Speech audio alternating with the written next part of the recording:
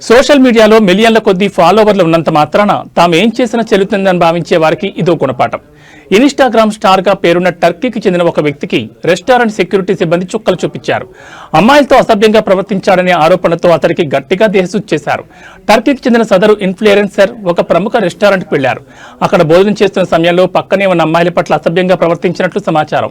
వారిని వేధిస్తూ ఇబ్బందికరమైన పనులకు పాల్పడడంతో అక్కడే ఉన్న సెక్యూరిటీ సిబ్బంది అతన్ని హెచ్చరించారు. అయినప్పటికీ సదరు స్టార్ వెనక్కి తగ్గకపోవడంతో సెక్యూరిటీ గార్డులు తమ స్టైల్లో బుద్ధి చెప్పారు. నలుగురిలో అతన్ని చితకబాది బయటకు గంటేశారు. ఈ ఘటనకు సంబంధించిన వీడియో ఇప్పుడు ఇంటర్నెట్ లో తెగ వైరల్ అవుతోంది. ఫాలోవర్లు ఉన్నారన్న అహంకారంతో మహిళల పట్ల మర్యాద తప్పితే సామాన్యులైనా సెలబ్రిటీలైనా సరే పతనం తప్పదని నెట్జన్లు కామెంట్ చేస్తున్నారు.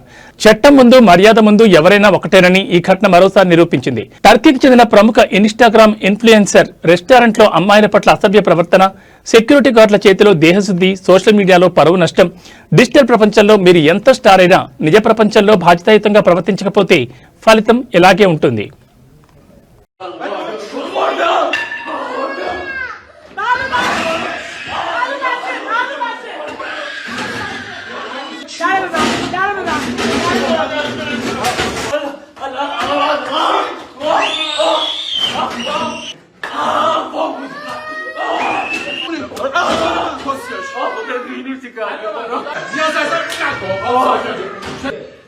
کونی.